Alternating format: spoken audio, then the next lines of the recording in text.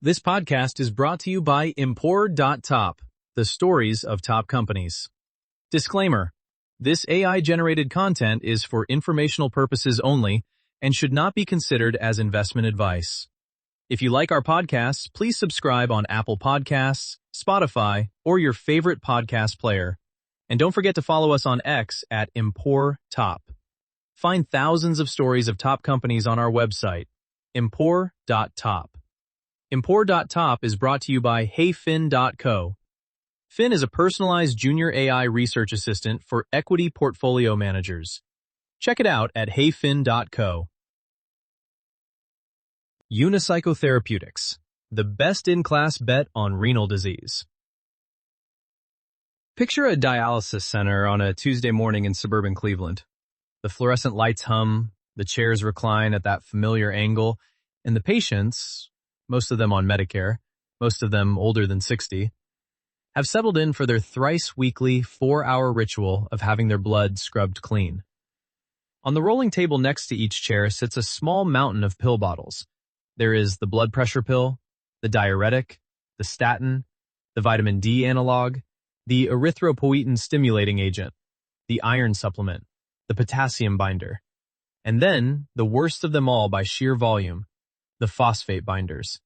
Chalky tablets the size of a quarter, 3 with every meal, every snack, every day, for the rest of life. Patients call them horse pills. Nephrologists call them the compliance problem. Pharmaceutical executives, for the last 20 years, have called them a multi-billion-dollar market that nobody has managed to truly fix. Now picture a different scene. A small office park in Los Altos, California, where a company with fewer than 15 full-time employees believes it has cracked the code. No factories, no giant sales force, no European headquarters, just a CEO with a stethoscope hanging behind his desk, a contract manufacturing organization halfway across the country, and a single late-stage drug candidate that could, if it clears its final regulatory hurdle, turn that pile of horse pills into a single small swallow. That is the bet of Unicycive. Well, no, it is not Korean. It is Unicycive Therapeutics, NASDAQ ticker UNCY. And the bet is whether a tiny, virtual biotech can do what entire divisions inside Sanofi, Takeda, and CSL Vifor have not. Deliver a meaningfully better pill to the global hyperphosphatemia market. This is the story of how Dr. Shalabh Gupta, a Mumbai-trained physician turned Wall Street equity analyst turned biotech founder, built Unicycive on the premise that some of the most valuable assets in pharma are not sitting in the labs of the giants. They are sitting in the corners of divestiture spreadsheets, orphaned by strategic pivots, waiting for someone with the patience and capital discipline to push them across the finish line. It is the story of an asset called Renazorb, now formerly known as oxylanthanum carbonate, or OLC, that Spectrum Pharmaceuticals walked away from in late 2020 as it shifted its focus to oncology, and that Unicycive picked up for a fraction of what it would cost to develop from scratch. It is also a story with scars. The road from promising drug candidate to approved therapy runs through the most unforgiving regulator in the world, and Unicycive learned that lesson the hard way. On June 30th, 2025, the FDA issued the company a complete response letter, biotech's most dreaded 3 letters, and the stock fell almost 30% in a single session. Class action lawyers descended within weeks. The CEO, the CFO, and the lean management team had to spend the back half of 2025 doing the unglamorous, deeply technical work of fixing a third-party manufacturer's compliance status and resubmitting paperwork they thought they had already finished. We are recording this on May 24th, 2026, with the resubmitted NDA accepted by the FDA, a new PDUFA target action date set for late June 2026, and the company sitting on roughly $55 million in cash, enough, by management's own guidance, to run the business into 2027. In a month, the FDA's verdict on oxylanthanum carbonate will arrive. So today we trace the full arc, from the founding of the company in 2016 to the acquisition of Renazorb in 2020, to the gamble on the 505(b)(2) regulatory pathway, to the second asset optionality of Uni 494, to the white-knuckle months of 2025, And finally, to the question every long-term investor in this name has to answer. What does the day after FDA approval look like? And does the bet justify the wait? Let's begin where every story in nephrology has to begin, with the patients and with the pills. The kidney is the body's quietest organ. It does not pump like the heart, it does not breathe like the lungs, it does not think like the brain. It filters. About 180 liters of blood pass through the human kidney every day, and from that volume, the organ pulls out the metabolic waste, urea, creatinine, excess electrolytes, and the one element that turns out to matter most for our story, phosphorus. Phosphorus is essential. It builds bones, it powers the ATP molecule that runs every cell in the body, and it is in nearly every food we eat. Meat, dairy, beans, nuts, sodas with phosphoric acid, and most insidiously, the phosphate additives that line ingredient labels in processed foods. In a healthy person, the kidneys excrete excess phosphorus into urine, and the body keeps blood levels in a tight range, somewhere between 2.5 and 4.5 milligrams per deciliter. In a person with chronic kidney disease, and especially in the roughly 550,000 Americans whose kidneys have failed entirely and who depend on dialysis, that filter no longer works. Phosphorus builds up, and when it builds up, the body starts borrowing calcium from bones to neutralize it. Hormones called FGF23 and parathyroid hormone go haywire. Soft tissues calcify, blood vessels stiffen into something resembling porcelain, and the patient's risk of death, from a heart attack, from a stroke, from a sudden cardiac event, climbs in a way that is hard to overstate. The clinical literature is brutal on this point. Hyperphosphatemia is not a nuisance. It is one of the strongest non-traditional predictors of mortality in the dialysis population. So, what does the dialysis patient do? 3 days a week, they sit in the chair for 4 hours and let a machine do the filtering. But on the other 4 days, and even on dialysis days between sessions, the phosphorus from food keeps coming in. The answer, for the last 2 decades, has been a class of drugs called phosphate binders. They are not absorbed by the bloodstream. They sit in the gut, latch on to dietary phosphorus, and ferry it out through stool. Taken with every meal, they keep blood phosphorus in check. The history of this market is a tour through the giants of pharma. The first widely used binder was calcium carbonate, basically antacid in disguise. But it loaded patients with so much calcium that it accelerated vascular calcification, the very thing nephrologists were trying to prevent. In 1998, Genzyme launched Renagel, sevelamer hydrochloride, a calcium-free polymer. It became a blockbuster, and after Sanofi's $20 billion acquisition of Genzyme in 2011, sevelamer continued as one of the bedrock therapies in dialysis pharmacy. Around the same era, Shire, and later Takeda, after Takeda's $62 billion takeover of Shire, commercialized Renal, lanthanum carbonate, a rare earth metal-based binder so potent that, on paper, it should have dominated. Then came Velphoro, sucroferric oxyhydroxide, an iron-based binder developed by Vifor Pharma, which in turn became part of CSL after CSL's $11.7 billion acquisition of Vifor in 2022. Akebia commercialized Auryxia, ferric citrate, which had the dual benefit of binding phosphorus and treating iron deficiency anemia. 5 major branded binders, a combined commercial footprint that, at peak, exceeded $1.5 billion annually in the U.S. alone. And yet, every single nephrologist will tell you the same thing. Patients hate them. Here is why. Sevelamer's standard dose runs 8 to 12 tablets per day, each tablet about the size of a multivitamin. Phosrenol's tablets are smaller, but they must be chewed. They don't dissolve in the stomach the right way otherwise, and they taste, in the words of one Reddit dialysis patient thread, like licking chalk soaked in metal. The iron-based binders cause GI side effects so consistently that patient discontinuation rates are notorious. The pill burden, the total number of tablets a dialysis patient swallows per day across every prescription, averages 19 pills.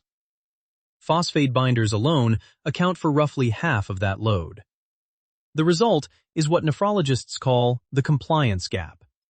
Studies have shown that adherence to phosphate binders is lower than to almost any other chronic medication, and that hyperphosphatemia goes uncontrolled in a majority of dialysis patients despite available therapy. The market is enormous and the unmet need is, paradoxically, equally enormous. Everyone has a drug. Nobody has a drug patients actually want to take. That is the seam in the market that Unicycle walked into. Not invent a new mechanism. The mechanism works fine. Just make the pill smaller, fewer, and easier to take. If you can do that in a category where patients on average are still missing their phosphorus targets, you have something worth fighting for. Hold that thought, because in 2016, in a small office in Los Altos, a doctor turned banker turned founder was about to ask exactly that question. Dr. Shalabh Gupta does not look or sound like the prototypical biotech CEO. He is not a PhD chemist who spun something out of MIT. He is not a serial pharma executive on his 5th job in C- suite. He is a physician, internal medicine, with a research fellowship in cardiopulmonary rehabilitation at NYU School of Medicine, who one day decided he wanted to know how money worked. Gupta's path bears retelling because it explains, more than anything else, how Unicycle came to exist in the form it did. He trained in medicine at Jawaharlal Institute of Postgraduate Medical Education and Research in Pondicherry, India, one of the country's elite government medical institutes, a place where the cohorts are small, the competition is brutal, and the culture leans heavily toward academic rigor. He moved to New York, completed his residency, served as an attending physician at NYU Medical Center, and along the way did something most physicians never do. He enrolled at NYU's Robert F. Wagner Graduate School of Public Service for a master's in public administration with a concentration in healthcare finance and management. That second degree was the pivot. After Wagner, Gupta crossed the river into Wall Street. He became an equity research analyst covering U.S. pharmaceutical companies at UBS Investment Bank, and later moved to Rodman & Renshaw, now H.C. Wainwright, to cover biotech. Sell-side biotech analyst is a specific kind of job. You sit in a midtown office building, you read hundreds of clinical trial readouts, you build NPV models for assets that may or may not exist 5 years later, and you learn, quickly and painfully, that the difference between a $200 million market cap biotech and a $5 billion market cap biotech is rarely the science. It is usually the strategy. Which asset to license, which trial endpoint to choose, which regulatory pathway to take, which partner to bring in, which dilution to accept. After his time on the buy and sell side, Gupta did a tour at Genentech in commercial strategy, then founded Globovir, a diagnostics company that licensed technology from Stanford. By 2016, he was 40-ish, with the rare CV combining real clinical training, real Wall Street experience, real commercial pharma experience, and real founder experience. That was the year he started Unicycle. The founding thesis was modest, almost contrarian. Most biotech founders start with novel science. We discovered this molecule, let's figure out what it does. Gupta started with novel strategy. Let's find molecules that already work and figure out how to deliver them better. He had spent a decade watching big pharma divest perfectly viable assets because they did not fit a strategic narrative. Velphoro had been sold from one company to another. Auryxia had been licensed and sub-licensed across continents. The story of nephrology pharma was littered with assets that had clinical validation but no champion. Gupta's bet was that the right business model was not a lab. It was a scouting operation paired with a regulatory engine. He kept Unicycle lean from day one. The team has stayed in the single digits to low teens of full-time employees for nearly a decade. The company does not own a manufacturing plant. It does not own a fill-finish line. It does not own its own clinical trial operations infrastructure. Everything is outsourced to specialists, contract research organizations to run the trials, contract development and manufacturing organizations to make the drug, regulatory consultants to file the paperwork, and a small handful of in-house executives to coordinate the whole thing. The bet, in capital markets language, is that R&D dollars are most valuable when spent on assets, not on overhead. This is what the industry calls a virtual biotech model. Roivant, the SoftBank-backed roll-up vehicle that built a small empire of Vant companies around de-risked assets, made the model famous. Unicycive predates much of the Roivant playbook, but it operates on the same logic. In biotech, the marginal dollar spent on a half-empty office is a dollar not spent on a Phase 3 trial. It is worth being honest about the downside of this model, because investors who have lived through the last 12 months of Unicycive have learned it. When you do not own your own factories, you do not control your own factories. When the FDA finds a deficiency at one of your contract manufacturers, even one entirely unrelated to your drug, you bear the consequences. The CRL of June 2025, the company has insisted publicly, had nothing to do with the science of Renazorb itself. It had everything to do with the compliance status of a third-party vendor. In a model built on outsourcing, that vendor risk is structural, not accidental. But for the first 8 years of Unicycive's life, the leanness was the strategy and the strategy was the leanness. Now we get to the moment that turned a small team with a thesis into a small team with a product. Every biotech has a moment when it stops being a thesis and starts being a real company. For Unicycive, that moment came in late 2020, when it signed an asset purchase agreement with Spectrum Pharmaceuticals to take over the global rights to Renazorb, what is now known as oxylanthanum carbonate, or OLC. To understand why this deal mattered, you have to understand Spectrum's position at the time. Spectrum had spent years trying to be many things: a specialty pharma in oncology, a hematology franchise, a generic injectable platform, and by 2020 the company was undergoing yet another strategic pivot, narrowing its focus toward 2 late-stage oncology assets, Relantis and Pazotinib. Renazorb did not fit the new narrative. It was a renal asset in a portfolio trying to become an oncology asset. In the language of corporate strategy, it was orphaned. For a small company like Unicycive, an orphaned asset inside a strategic pivot story is a gift. You are not bidding against another buyer. You are not navigating a competitive auction. You are negotiating with a counterparty that has already decided, internally, that the asset is non-core. The terms reflected that dynamic. Under the asset purchase agreement, Unicycive acquired global rights to Renazorb and its associated patents, and Spectrum received an equity interest in Unicycive, plus the right to milestone and royalty payments tied to development and commercialization. Compare this to what it would cost to develop a phosphate binder from scratch, somewhere north of $200 million by industry rule of thumb. And the deal structure starts to look like a masterclass in capital discipline. No large upfront cash payment to drain the balance sheet. Equity dilution as the primary consideration. Milestone payments only if and when the drug actually generates value. Royalty payments only against real revenue. Benchmark this against the bigger names in the binder market. Velphoro alone changed hands when CSL paid roughly $11.7 billion for the entire Vifor Pharma platform in 2022. Even allocating a fraction of that deal value to Velphoro, the unit economics dwarf anything Unicycive paid in 2020. Auryxia, the ferric citrate binder, has been the subject of multiple licensing and asset deals across Akebia, Carex, and partners abroad, also at valuations vastly exceeding Unicycive's transaction. Looking at the math, Unicycive bought into the phosphate binder market for, in effect, pennies on the dollar relative to incumbents. This is what value investors mean when they talk about buying the seat at the table. And in biotech, the seat at the table is the IND-cleared, clinically validated asset. But the seat is only valuable if the asset itself is differentiated. So let's talk about the science.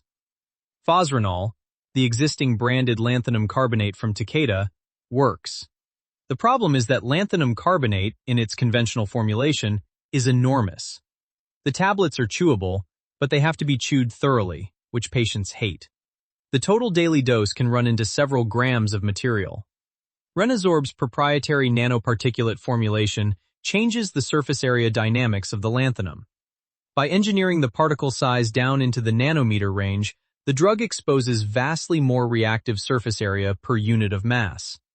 More reactive surface area means more efficient phosphate binding per gram of drug. More efficient binding per gram means smaller pills. Smaller pills mean fewer pills. Fewer pills, swallowed instead of chewed, mean, finally, a phosphate binder that might actually fit into a dialysis patient's daily life without becoming the worst part of it. The clinical work to validate this was done with the 505(b)(2) regulatory framework in mind from the start. More on that pathway in the next section. And the pivotal study comparing Renazorb to Renal completed enrollment in 2023. The pharmacokinetic and pharmacodynamic readouts supported what Unicycive needed, that this smaller, easier-to-take formulation delivers the same phosphate-lowering biology that lanthanum carbonate has been delivering for 2 decades. In the 4 years between the Spectrum deal and the NDA submission, Unicycive layered on additional optionality. In July 2022, the company signed an exclusive license and development agreement with Lee's Pharmaceutical Holdings, granting Renazorb rights in China, Taiwan, Hong Kong, Macau, Vietnam, Thailand, and several other Asian markets in exchange for upfront payments, milestone payments, and royalties. In March 2023, Unicycive announced a financing structure of up to $130 million tied to commercial launch readiness for Renazorb. Both of these moves were classic small biotech blocking and tackling. Monetize geographies you cannot economically serve yourself, and pre-build the capital runway you will need on the day approval comes. The Spectrum acquisition, in retrospect, is the foundation under everything else Unicycive has done. Every strategic decision since 2020, the 505(b)(2) gamble, the Asia license, the financing structure, the lean headcount, even the second asset Uni-494, has been an attempt to maximize the value of the asset Gupta picked out of someone else's orphan pile. The next question was the regulatory question, and that question turned out to be the most consequential. There is a quiet provision in U.S. drug law that has, over the last 2 decades, become one of the most important tools in small biotech strategy. It is called the 505(b)(2) pathway, and it is the difference for a company like Unicycive between trying to climb a regulatory mountain and trying to walk up the same mountain on a path someone else already cleared. Here is the short version, in the kind of language you would actually use at a dinner party. Under U.S. law, a new drug application can be filed 3 ways. The 505(b)(1) is the full path. Invent a new molecule, run your own full safety and efficacy studies from scratch, prove the entire case, top to bottom. The 505(j) is the generic path. Show that your version of an existing drug is the same as the original, and you get a label that exactly mirrors the brand. The 505(b)(2) is the in-between path. You bring a new product to market, a new formulation, a new dosage, a new combination, but you do not have to reprove the basic safety and efficacy of the underlying active ingredient. Instead, you rely on the FDA's existing finding of safety and efficacy for the reference drug, and you only have to prove the parts that are actually different. For Unicycive, this changed the economics of the entire program. Lanthanum carbonate's safety profile was established more than 15 years ago through Shire's Renal approval. The kinetics of how lanthanum binds phosphorus in the gut, the toxicology, the long-term tolerability, all of that was already in the FDA's institutional knowledge. What Unicycive had to prove was narrower and more focused. That its nanoparticulate formulation delivers the same phosphorus-binding pharmacodynamic outcome at lower pill burden, with acceptable bioequivalence on the relevant metrics. That is a very different trial than a 505(b)(1). It is smaller, it is faster, it is dramatically cheaper, and it concentrates the risk into a much narrower clinical question, which means you either succeed cleanly or you fail cleanly. There is much less in between. The pivotal study did succeed cleanly. In June 2023, Unicycive announced successful completion of its pivotal clinical study for Renazorb. The data supported the bioequivalence and pharmacodynamic case the company needed. Through the second half of 2023 and into 2024, the team worked through the manufacturing scale-up, the chemistry manufacturing controls package, and the formal NDA assembly. On August 14, 2024, Unicycive announced submission of the NDA to the FDA. The agency accepted it for review and set an original PDUFA target action date of June 28, 2025. For most of the year between August 2024 and June 2025, the company traded and was discussed by investors as a binary event stock. The thesis was simple. If approval came on the original PDUFA date, Renazorb would launch into a market with hundreds of thousands of dialysis patients in the U.S. alone, and the company's commercial team, combined with the financing facility put in place in 2023, would push for share against Renal, Velphoro, Sevelamer, and Auryxia. The valuation gap between a pre-approval small biotech and a launching product small biotech can be enormous, and management was guiding to commercial readiness throughout 2025. Then came the Friday before the PDUFA date. On June 30, 2025, Unicycive announced that the FDA had issued a complete response letter, declining to approve oxylanthanum carbonate in its current form. The CRL did not cite any clinical safety concerns. It did not cite any efficacy concerns. It did not cite preclinical issues. It cited a single deficiency tied to the compliance status of a third-party manufacturing vendor. The asset itself was clean. The plant that was supposed to make it commercially was not. The stock fell 29.85% to close at $4.77 that day. And within weeks, securities class action firms had filed suit, alleging that management had presented OLC as on track for approval while underrepresenting the manufacturing risk. This is where Unicycive's virtual company structure cut both ways. The good news. The science was uncontaminated. There was nothing wrong with the molecule. The bad news. The company had to either wait for the third-party manufacturer to regain FDA compliance or qualify a second manufacturing site from scratch. Either path took time, either path cost money, and either path required the company to do something it had spent its whole life avoiding. Wade deep into the operational details of a manufacturing facility it did not own. To management's credit, they pursued both options in parallel. They engaged the FDA in a Type A meeting to align on the resubmission requirements. They accelerated qualification of a second manufacturing vendor that had already produced OLC drug product, and they pushed the original vendor to remediate.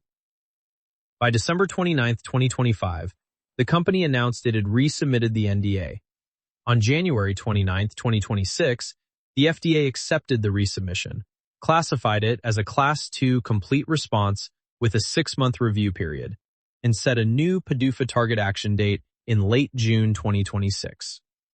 If approval comes, the 505(b)(2) gamble will have paid off.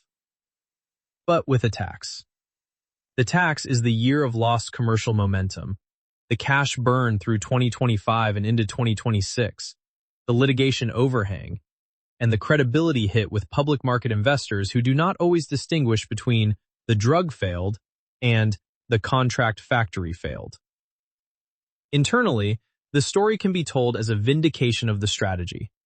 The regulatory pathway worked. The science worked. The partner choice failed and was replaceable.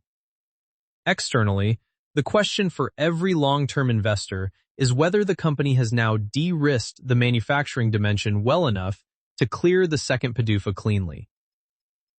The next month will tell us. But while the world has been watching the Renazorb saga, a second asset has been quietly maturing in the background. There is a category of patient that almost nobody outside nephrology and intensive care ever thinks about, and yet they sit in hospital beds in every academic medical center every single night. They have not been diagnosed with kidney disease. They do not need dialysis. They are not on phosphate binders. They are post-operative cardiac surgery patients, sepsis patients, severely dehydrated trauma patients, contrast-induced nephropathy patients, and chemotherapy patients whose kidneys, for reasons that are often poorly understood at the bedside, suddenly stop working. The clinical term for this is acute kidney injury, AKI, and depending on how you measure it, it affects somewhere between 10% and 20% of hospitalized patients and a striking 50% plus of intensive care patients. Here is the dirty secret of nephrology in 2026. There is no approved drug therapy for AKI. The standard of care is essentially supportive managed fluids, remove offending agents, dialyze if you have to, and hope the kidneys recover. The reason is that AKI is mechanistically complicated.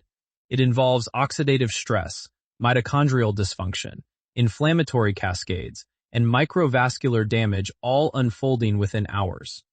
Many candidate drugs have entered trials. None has emerged with an approval label. This is, in Unicycive's bull case, the optionality that nobody is pricing in. While the world watches the Renazorb saga, the company has been quietly advancing UNI-494, a small molecule asset that takes a completely different approach to kidney biology. UNI-494 is what pharmacologists call a selective ATP-sensitive mitochondrial potassium channel activator. If that phrase made your eyes glaze over, here is the analogy. Think of the mitochondrion, the little energy-producing factory inside each cell, as a hydroelectric dam. Under normal conditions, water flows through the dam in a controlled way, producing energy efficiently.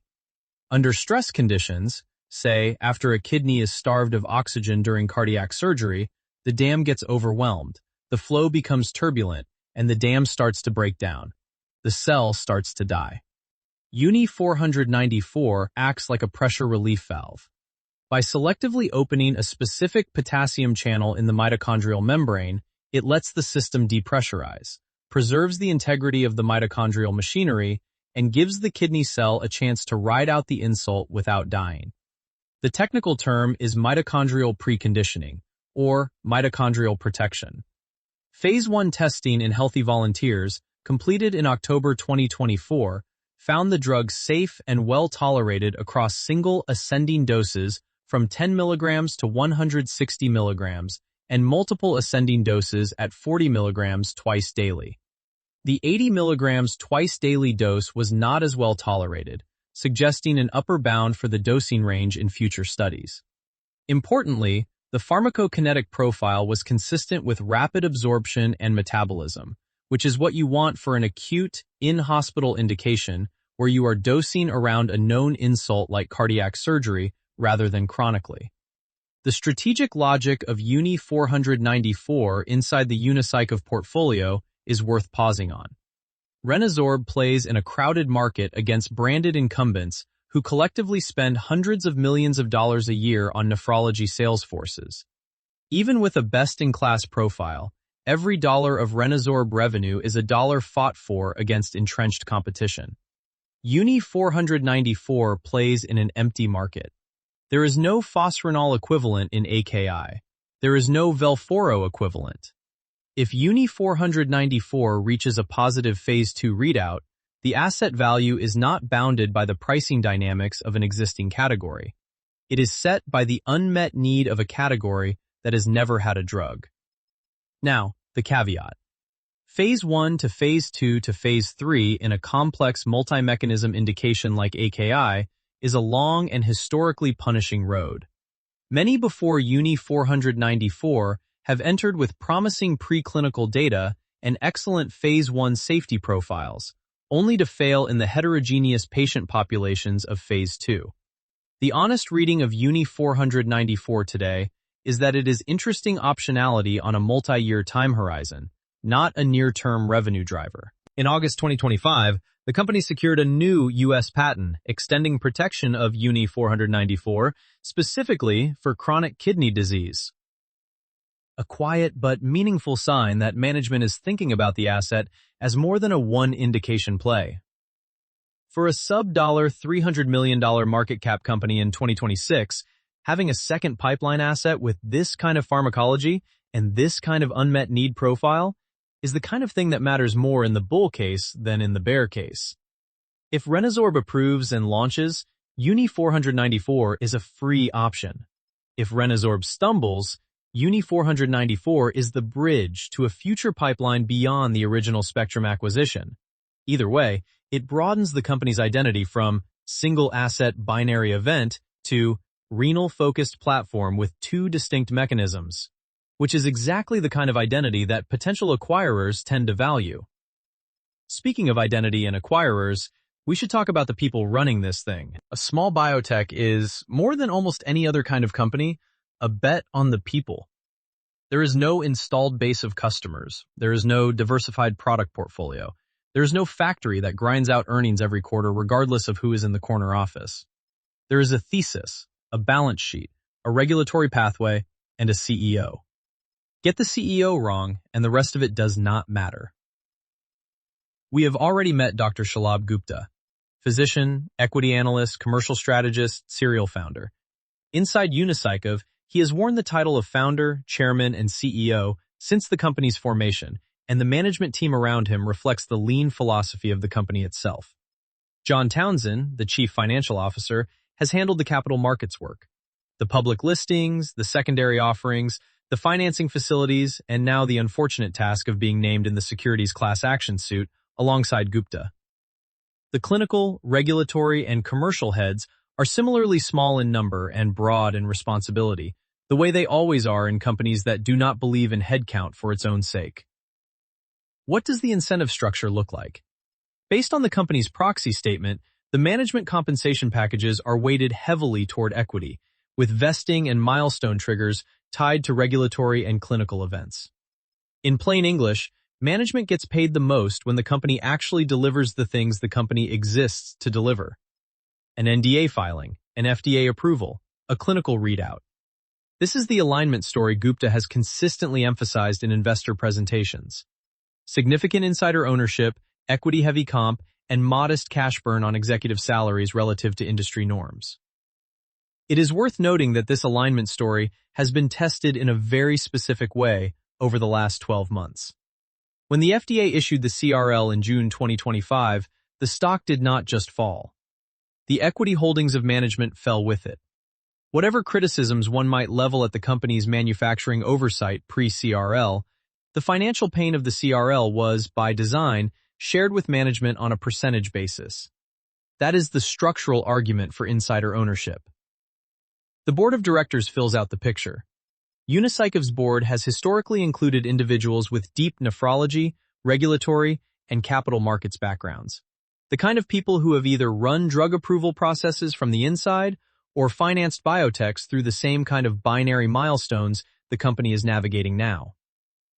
In small-cap biotech, the quality of the board is often a better tell than the quality of the management team, because a strong board can replace a weak CEO, but a weak board cannot save a strong company that has lost its way. The other dimension of skin in the game, worth talking about, is capital structure discipline. Small biotechs, particularly pre-revenue ones, live and die by their ability to time capital raises. Raise too early at too low a price, and you over-dilute existing shareholders for years. Raise too late after a bad event, and you may not be able to raise at all. Unicycive's path through 2023 to 2026 has included the up to $130 million commercial launch financing announced in March 2023, follow-on equity offerings, and the strategic Lee's pharmaceutical license that brought in non-dilutive capital tied to the Asia geography. As of the company's most recent disclosure, the full year 2025 results released on March 30, 2026, cash equivalents, and marketable securities stood at approximately $54.9 million, with management guiding to a runway into 2027. For a company facing a PDUFA date in late June 2026, that is enough cash to absorb an approval and launch scenario, and enough cash to absorb a delay scenario without an emergency raise.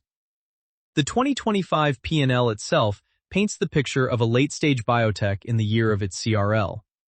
Full-year R&D came in at $9.1 million, G&A at $20.4 million, and net loss for the year was $26.6 million, or $1.67 per share. The G&A number relative to R&D is elevated for a company at this stage, and that reflects two things: the build-out of commercial readiness functions in anticipation of launch, and the legal and consultancy overhang from the CRL and the class action filings. Both of those, in management's narrative, are temporary expenses that normalize after approval and commercial stabilization. Whether one believes that narrative comes down to how one weights the risks, and that is exactly what the next two sections are about. Every acquired episode eventually arrives at the strategy framework, and Unicycive is no exception. The reason these frameworks matter for a small biotech is that the financial statements alone do not tell you anything useful. There is no revenue. The losses are largely a function of trial design choices, and the cash position is a function of when the last raise happened. What you actually need to know is whether, in the long run, there is a moat. So let's run Unicycive through both lenses.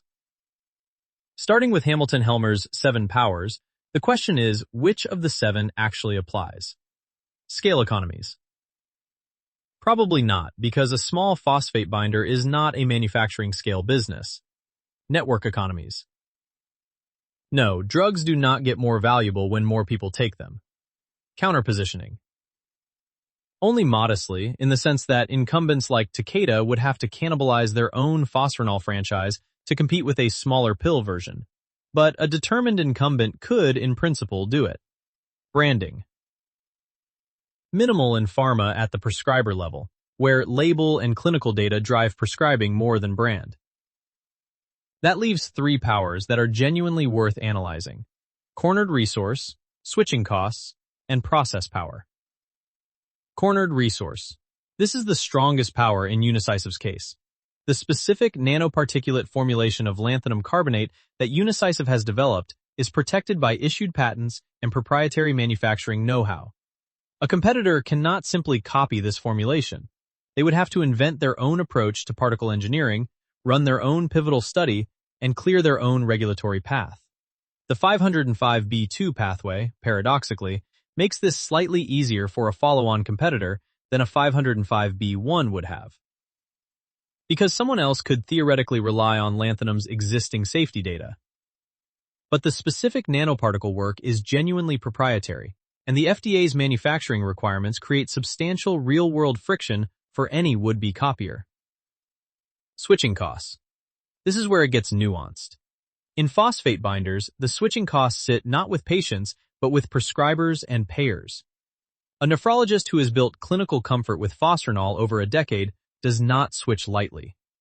Dialysis providers like DaVita and Fresenius operate massive formularies and negotiate aggressively with manufacturers. The Medicare ESRD bundle changed the economics of dialysis-administered drugs in ways that have shifted phosphate binders into and out of the bundle over time. So the switching costs work against Unicycive on the prescriber side, but they work for Unicycive on the patient side, because once a patient has been switched to a smaller pill regimen, they are very unlikely to want to switch back to a bigger pill regimen. The bull case is that patient preference is so strong it pulls the prescriber along. The bear case is that prescribers are skeptical until population-level adherence data emerges, which takes years post-launch. Process power. Limited and probably not durable. Unicycive does not have a manufacturing process advantage. In fact, the events of 2025 are a stark illustration of the opposite. The process power, such as it is, sits in the regulatory and clinical operations expertise that Gupta and his team have accumulated over the last decade. That is real, but it is also portable, and it tends to live in individuals more than in institutional capability at this size. Now Porter's 5 forces. Threat of new entrants is moderate. The barriers to entering the phosphate binder market are the same barriers Unicycive overcame. Regulatory pathway, formulation IP, manufacturing capability. But they are not insurmountable. Generic versions of older binders exist. Novel mechanism candidates, particularly tenapanor, Ardelyx's Xphozah, a non-binder that blocks dietary phosphate absorption at the intestinal level, are already in the market and represent a real alternative for prescribers willing to switch class. Bargaining power of buyers is high and getting higher. The buyers in dialysis pharma are not patients. They are integrated dialysis providers like DaVita and Fresenius, plus Medicare itself through the ESRD bundling rules. When these buyers consolidate purchasing decisions, they extract significant pricing concessions. Any new branded binder in this market enters into a price negotiation with a small number of very large counterparties. This is one of the most underappreciated risks in the Renazorb commercial story. Bargaining power of suppliers is moderate. The active pharmaceutical ingredient and the contract manufacturers are not commodity inputs. And as 2025 painfully demonstrated, supplier risk in this industry can be company-defining. The remediation work and the qualification of a second manufacturing vendor are precisely the moves a company makes to reduce supplier power going forward. Threat of substitutes is high.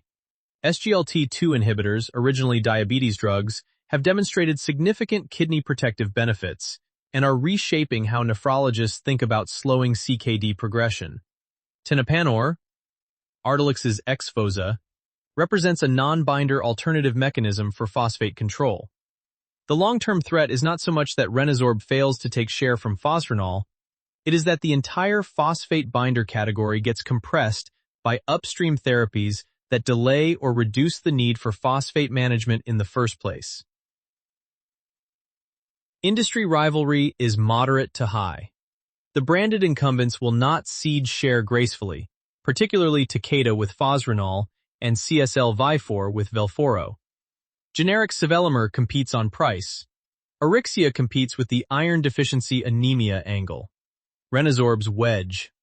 The patient preference pill burden story is real but narrow. The honest synthesis is this. Unicycive's most durable power is its cornered resource around the specific nanoparticulate formulation.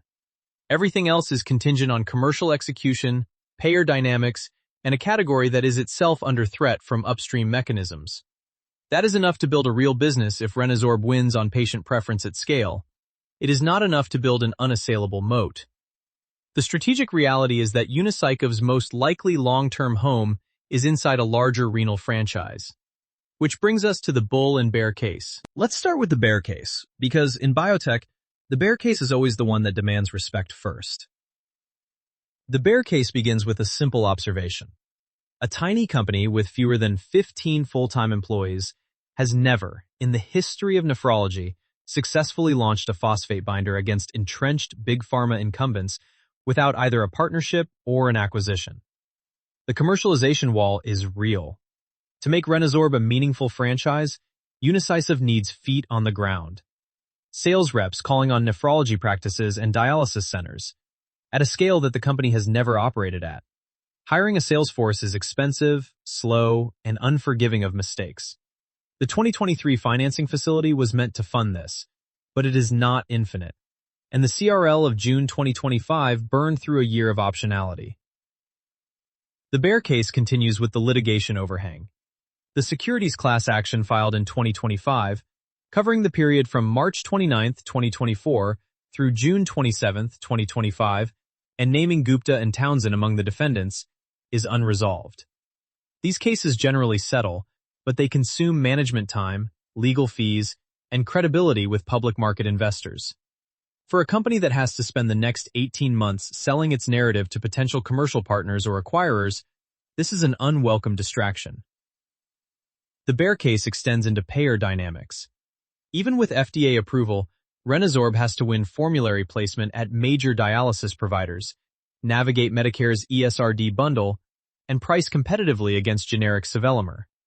Each of these is a separate negotiation, and the leverage in each negotiation sits with the buyer. A best-in-class label does not automatically translate into best-in-class economics if the buyer says, "We love the science, here's the price we will pay." The bear case finishes with the substitute threat. Tenapanor, Ardelyx's Xphozah, exists. SGLT2 inhibitors are expanding their role in CKD progression and may, over time, reduce the dialysis population itself. If you are a nephrology specialist looking at the 2030 phosphate binder market, you have to model real category contraction risk. Now the bull case. The bull case begins with the patient preference logic, and on this dimension, Renazorb is genuinely best in class. A pill that is smaller, swallowed instead of chewed, and required in lower daily counts is exactly the format that solves the compliance problem that has dogged this category for 2 decades. In medicine, when patients prefer one therapy over another within the same mechanistic class, market share follows. Sometimes slowly, but reliably. The 505(b)(2) pathway means Unicycive does not have to prove that lanthanum works. It only has to prove that its formulation delivers lanthanum better. That is the easier of the two arguments to win in the marketplace. The bull case continues with the asymmetry of the binary outcome. With approval expected in late June 2026, the valuation arithmetic is straightforward. Approval unlocks commercial launch, geographic expansion through partners like Lee's Pharmaceutical, and access to the financing capital that has been waiting on the sidelines for exactly this milestone. The market capitalization at approval has historically re-rated meaningfully higher for similarly positioned 505(b)(2) approvals in nephrology and beyond. The capital efficiency of the original Spectrum deal means that almost all of that incremental value accrues to existing shareholders rather than to the original asset seller. The bull case extends into M&A optionality. Renazorb is, in the language of pharma business development, a tuck-in asset.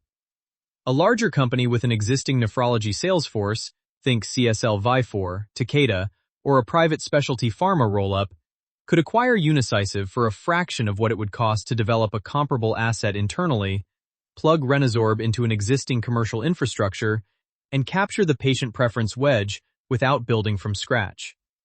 The most likely value creation path for Unicycive shareholders, in many investors' eyes, is not standalone commercial success, but acquisition by a strategic buyer in the first year or two post-approval.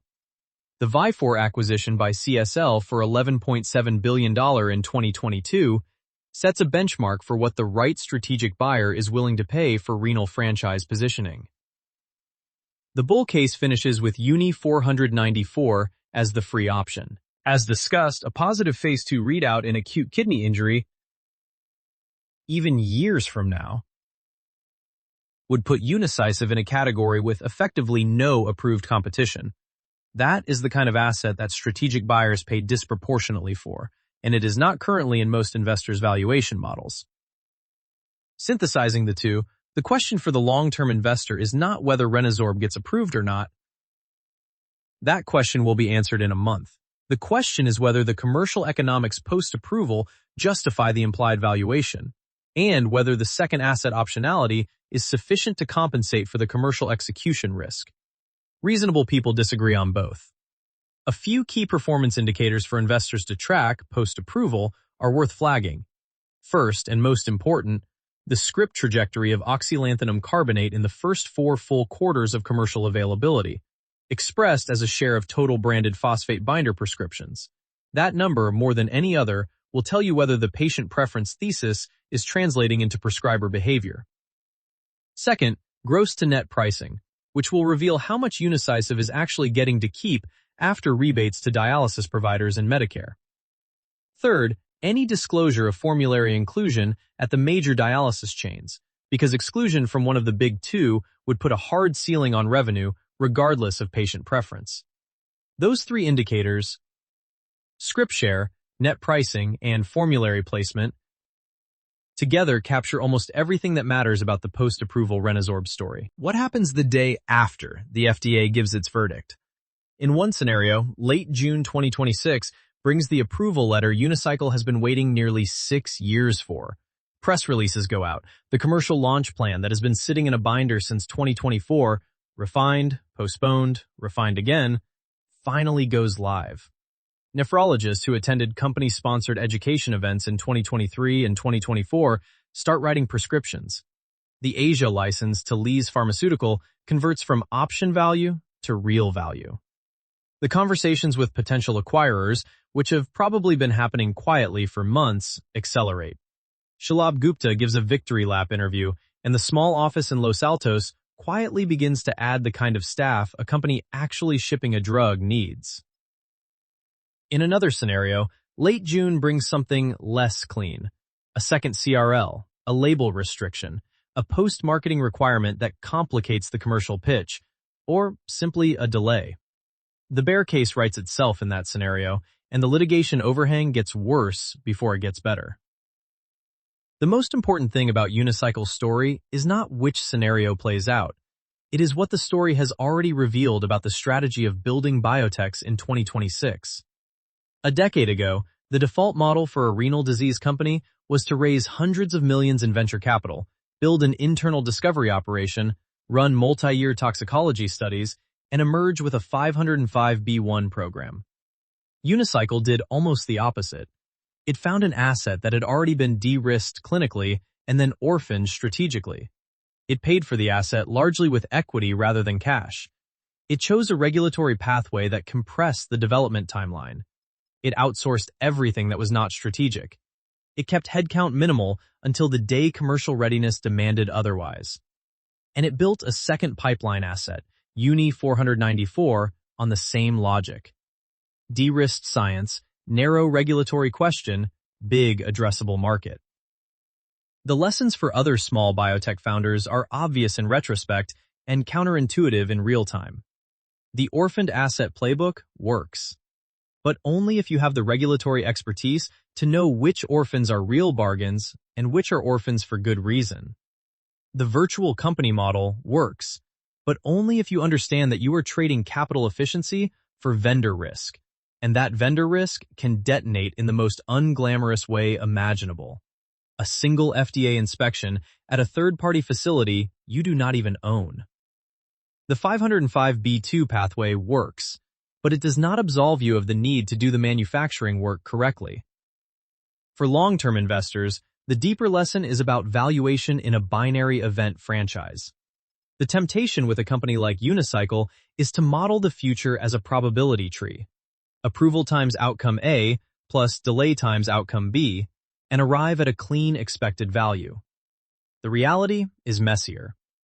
The valuation in any given month is driven by the perceived odds of the next regulatory milestone, but the actual long-term value is driven by commercial execution dynamics that nobody, including management, can confidently forecast more than a year out.